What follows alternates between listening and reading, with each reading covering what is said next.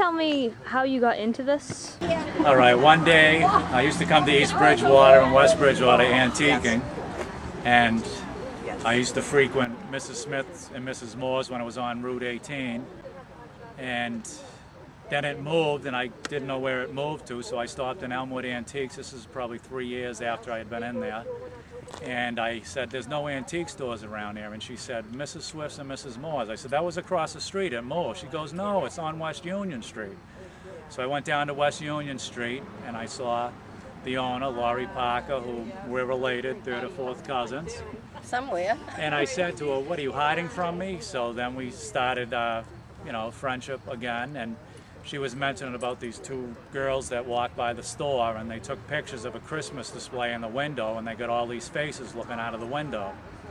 So that intrigued me as soon as she told me that. So myself and my sister and her boyfriend, they had been ghost chasers for 5 years and they've never gotten anything anywhere. So we started going here, taking photographs, and we started getting orbs and started getting faces in the window. So we've been going there ever since.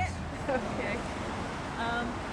One night I was driving, I was headed north on Route 18, down the street about a half a mile away, and my daughter and I saw these two girls come in between, you know where Silva Real Estate is, on this side of the road here, between that and the gray house.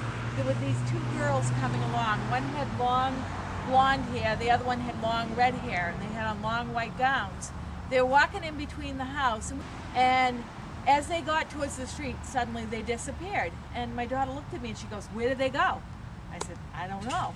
And I saw that red-headed girl. She had on jeans and a jacket, and she was walking along, and all of a sudden she stumbled and fell on the ground. So we took our car and we turned it around and came back. As we came back, there was a guy in a red van who had pulled over to help the girl. And he looked at us and he said, where did she go? And I said, you saw her too? And he said, yeah. He said, she just disappeared. I took my eyes off the road for a minute to pull over, and she just disappeared. Now this spot here, we definitely need to give them some energy, because this is a very haunted area right here. I ain't coming yet.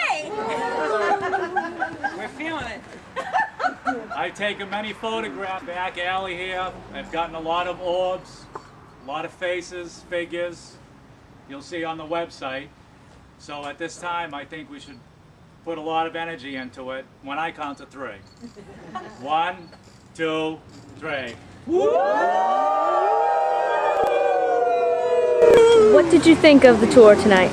I thought it was very interesting and very informative. I learned a lot about the history of East Bridgewater, and I learned that there were a lot of suicides here in town and a lot of things that have happened. There seems to be a lot of paranormal activity, and I would recommend this tour to anybody.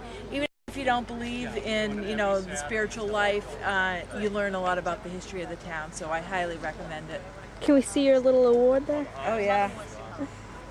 I told the story of something that I had seen that was kind of strange, and they gave me a little prize for it, which I think I will frame. If I get this open, my keys and Very cool. picture of the haunted block.